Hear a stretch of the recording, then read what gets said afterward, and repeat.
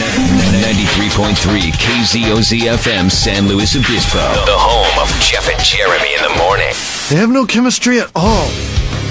It's Dumbass of the Day, and it's brought to you by Peterson's U-Cart at A-Town. Get up there and check out all the walk-on bark, gravel. They've got soil, rocks. They've got everything you need to make your yard look just banging up beautiful for this summer, for this spring, and ready for fall. It's Peterson U-Cart, Gusta Road, or online at peterson.ucart.com. How pathetic can some people be? I'm sick of activists. Everybody's a activist in Los Angeles. Everybody's like an animal activist. I love animals too. But if I see one more person walking a dog with a coat on it, I'm going to stab him. I swear to God. That's the first sign of mental illness. You start dressing up your pets, okay? Take the snorkel jacket off the Chihuahua. The dog was born with a coat. He doesn't need another one. It's like giving an alligator false teeth. Leave him alone. We don't even have kennels now. We have doggy hotels in this country. Did you see this? We got people sleeping on the streets in this country, yet somewhere there's a poodle pissed off because a maid didn't leave a liver snap on his pillow last night. I got a lady that lives next to me that talks to her pets like she thinks they're human. She's yelling at her dog last week. She's going, "Did you hear what I said? Did you hear what I said?" I go, I think his hearing's perfect. It's the English language that's throwing him off a tad. Maybe he can't hear you because he's wearing earmuffs and a hat. Dumbass of the Day. 93.3 KZOZ. It looks like the president's dog is being shipped away. Whenever anybody of any power that's under any scrutiny, they ship the embarrassing product away. Remember President Clinton's brother? He was an embarrassment for whatever reason. I forget what the reason was. He was like a partier or something like that. President Clinton's brother. Do you remember him? A little bit. Well, because they shipped him away. That's why you don't remember. Yeah, maybe that's why. Major has been shipped away to obedience school for... He's going to be there for at least a few weeks. But I wouldn't be surprised if we never hear from Major again. This is after he bit the Secret Service person. And he bit the... He nipped, right? Wasn't it a nip? Didn't we come back and say it was more of a nip? Sure. And he bit another staffer, I guess, apparently. But they're sending it to obedience training. And that obedience training is going to last a few weeks. I was like, why don't you just send them to a new home? There's much ado about these dogs being pound dogs, and even the president has said he's defended his dog. He's like, every door you turn around, there's a guy in a black suit sitting there, and he thinks his job is to protect, so he moves to protect. Well, then this does not seem like it's a good marriage. Him living in a house where there's people standing around every corner protecting the president because he's going to get spooked left and right, which is what is happening with Major. So now you got to send him to obedience training. He's going to get the obedience done. All dogs need obedience training. I know you probably didn't do it with your dogs, but it's not a bad idea, especially if they come from a low situation like a humane society or I think it's not a bad idea. But you're right. I don't think it's fair for the dog. I don't think you're putting the dog in a good environment. Be in this situation. Come on, this dog wants to go to some place where he could just lay on the floor by a fire, run a little bit in the backyard, be with a family that is like, a small family, like 4 or 5 people, not hundreds of people working in the same house. I'm surprised they don't have like a dog trainer or facilitator on staff. You know what I mean? You know what this is the one that takes Major out potty, feeds him, plays with him, gets him his exercise. You know what this is? This is getting rid of the embarrassment. The embarrassment? Yeah, they're shipping him off to boarding school. It's like the bad kid. Oh, like Bill's brother. Sorry. Yeah. Or Hunter. Hunter. Oh, God. Hunter's got a book out. I mean, come on. No, that's all Hunter. Jeez, whatever. I mean, it's not like Joe Biden didn't have enough to deal with trying to run for president, and then his son. I'm just surprised it didn't cost him the election. And that just goes to show you how the news media is a little slanted. Because how do we not get more of that? How do we not get more of this guy? I don't know. I got a steady dose of it last week. I was pretty surprised at some of the partying that dude did, man. He literally said in an interview about the laptop, he's like, dude, I was doing so many drugs, I have no idea what was taken, what was where, who did what. The drugs. I have no idea. See, that's the problem. The dog can't blame the drugs. No, the dog can't. Don't send the dog off. Send the son off. Congratulations to the White House. You're Jeff and Jeremy's Dumbass of the Day. 93.3 KZOZ. Don't be a dummy when it comes to your landscape supplies. Go to Peterson U-Cart on Gusta Road, just north of Quickie Car Wash in Atascadero. We load, U-Cart, you save. Jeff and Jeremy here. Our podcast goes out as Jeff and Jeremy in the morning on all the major players, Apple, Spotify, Google.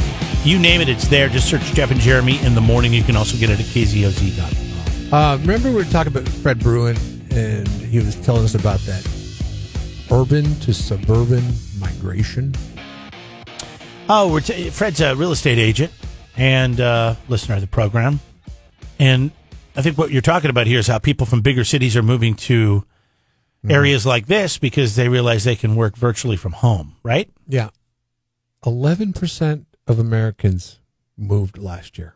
You're in that 11%. Yeah, I don't. That must count because that's a big number. It's 11%. Yeah, I would say. Because I really technically moved like 10 miles away. Oh, it doesn't matter.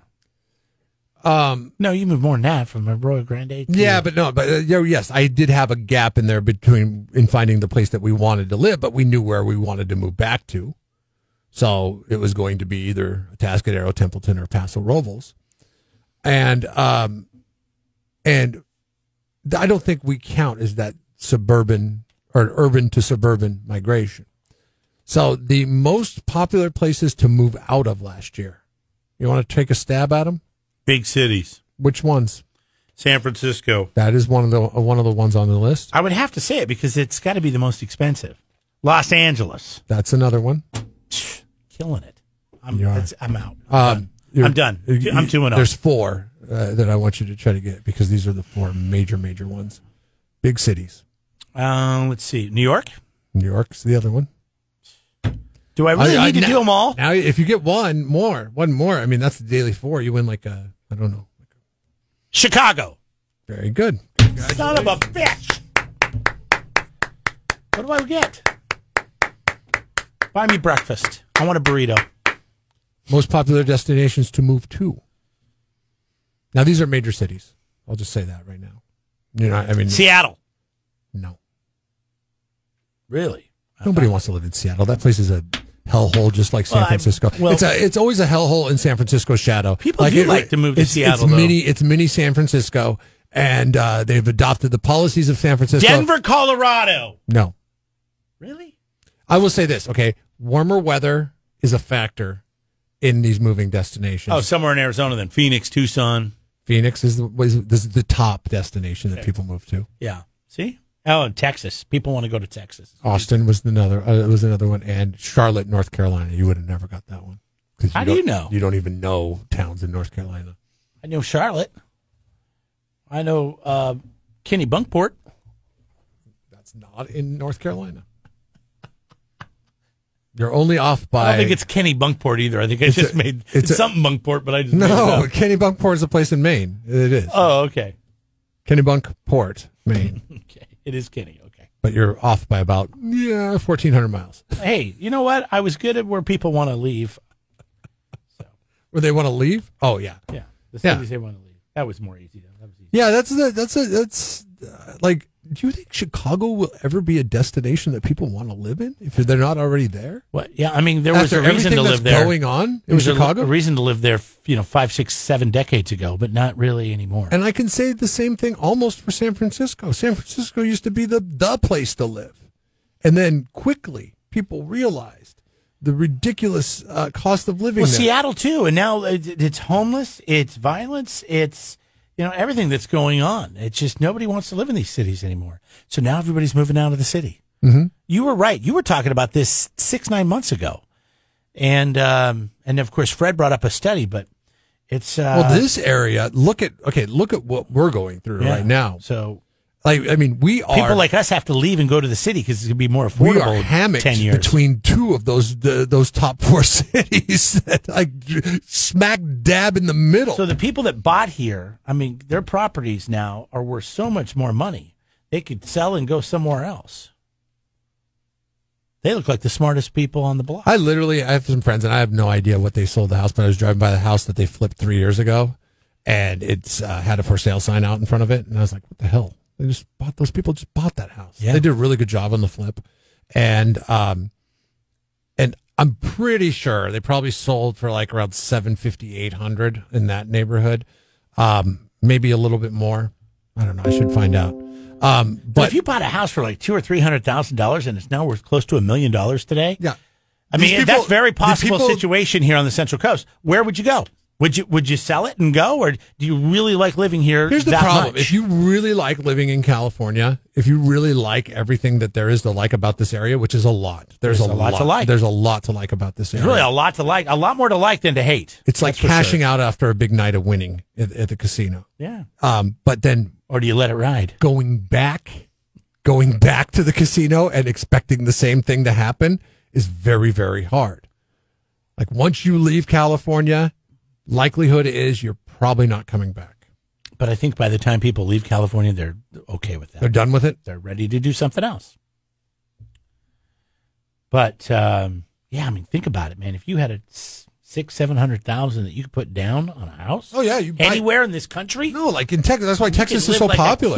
Texas has tons of land. People are buying like acre lots, 2 acre lots. Montana, you go to Idaho, you probably go to Utah. I mean, there's so many great places if you wanted to stay West Coast. You just listed 3 of the worst winter weather states I could ever think of. Oh, well, I guess you're not a snowmobiler. Montana and Utah. Maybe somebody listening to this is a snowmobiler, and they're like, I disagree. All those Californians and their snow machines. Wow. Jeff and Jeremy in the morning. Jeff and Jeremy here. A new survey finds that people are ready to travel. 80% of respondents to a new survey said they want to travel in the next year. 76% said they would like to travel once they've been vaccinated. And 74% said they would like to visit an outdoor attraction, like a theme park or a national park. Well, if you're at a national park, I don't think you have to worry about anything. But if you go to a theme park, like Jeff's old vacations, I mean, then you could tell us. I mean, we've all been to them, but there's a lot of you're interacting with a lot of people. That's the butts, man. I mean, I would think that's a super spreader, right? We haven't used that word in a while. But yeah, I mean, once everybody gets that vaccine card, is Disneyland going to require a vaccine card, passport? And then if you and your family don't want to get vaccinated, you can't go. What are you going to tell your kids? Knott's Berry Farm. Are your kids going to be okay with that? Magic Mountain. Your daughter is 7. She's been to Disneyland more than I have. Gilroy Gardens. All right. Your daughter is 7 years old. I'm 45. Been on this planet almost 5 times as long as she has. Santa Monica Pier. And actually, more than these are 5 all times. arguments I've been making for the last 8 years. And why can't we go to Disneyland, Dad? Well, because we didn't want to get We've never been to the Santa Monica Pier. Does that really work? I mean, it did in my house because I was told to sit there, shut up, and not children to be with my seen kids, and not heard. It doesn't work with my wife. That's the problem. But your wife, I've talked to your wife. She's not interested in getting one, is she? I think if it came down to it. If it was Disneyland or no Disneyland, because I know your wife had an annual membership at one point. Yeah, if it came down to it, I think, I don't know. We'd have to see. We'd have to see on that one. I know a lot of people that aren't interested in the vaccine, but at what cost? Because I'm not saying this is a story. I'm not saying Disneyland is going to require you to have one. But if it came down to that. Wild speculation. If it came down that she could not go to a Walt Disney theme park of any kind, do you think she might change her mind on the shot? I think so. I think she would. I think she would change her mind. Look at the power that the little mouse holds. Disney, they're the most powerful corporation, one of the most powerful corporations in the world. If I was told, media conglomerate. I mean, I have my, I'm doing it because I want to make sure I can go on my trip this summer. It's very important that I get to go rafting and camping and doing the things. Why wouldn't you be able to go on that trip anyways? I'm just thinking about the airplane situation. Why don't you take a car situation? Well, it's 17 and a half hours to drive there. God. For God's sakes. I guess I could do that. I don't know, drive 17 hours or get a, It's 4 hours. It's about 4 hours of my day on an airplane. I got 2 hours up, an hour over, and about an hour waiting. You just like to fly. I do like to fly. You know what I realized? I don't even know why. You know what I realized about the worst traveling experience. Since we're talking about traveling, no, I love it, and I like to upgrade because it's everybody does. If you ever sat in first class, Mr. Fancy Pants. No, I'm not fancy. It's not about that. It's like you wear the fanciest Costco pants I've ever seen. They bring you the warm towel, and then they bring you the nuts, and then they bring you usually some sort of cheese plate with apples and wine, and then they bring me a cocktail, and then they bring me my meal. Even though you're wearing cargo pants from Costco. I don't wear pants, I wear shorts. But the thing is, ever since the pandemic has started and you have to wear a mask on the plane, they've taken alcohol off. So now the only place you can get any kind of alcohol is in first class. But is that upgrade charge worth a beer or a glass of wine? No, not for me. No liquor. They took. I don't think liquor is coming back. I don't drink that much on the plane. If somebody's flown, and I've only flown Alaska, and this might just be Alaska, but other airlines, is there any airline that's offering any kind of hard liquor at all? Because I believe they're not going to offer hard liquor until we don't have to wear masks on the plane. As long as we have to wear a mask on the plane, they're not going to serve liquor. Only beer or wine. And that's only in first class. Everybody else in economy or coach, whatever you want to call it, you get Diet Coke, Coke, water, or orange juice. That's it. Maybe tea. Terrible. Or water. That's it. There's all the, oh no, ginger ale. My wife got a ginger ale. But there's not it's not the menu that you used to be able to pick from. It's so funny. This summer, my son's going to fly for the first time, and he's going to think, like, he's really looking forward to it. Sure. I remember when I was a kid, I was scared, but I was also excited. And it is going to be, he's going to hate it after he goes, because he has to wear the mask. He has to wear a mask for hours on end. And 2, he can't have apple juice. Where are you flying to? Is it a long flight? That's none of your business. Oh. Wait, so you'll tell me you're going somewhere, but you won't tell me how long the flight is? I'm just curious how long the flight is. You don't have to tell me where you're going. Is it more than 2 hours? No. Oh, well, that won't be that bad. I mean, for a kid, it's still... Yeah, 5 minutes is an eternity for a kid. Are you kidding me? So it's less than 2 hours? Well, then you must be staying West Coast. It's about 2 hours. Now we're going to guess where you're going. You're either going north or south. I guess you're going north. Could be going east. What's 2 hours east of here? I don't know. Put it together. Nothing. There's nothing 2 hours east of here. I mean, Phoenix, maybe. Well, you go north. But that's not even a 2 hour flight. You could go northeast. Okay. I just want you to name off places and hope that you say Kenny Bunkport again.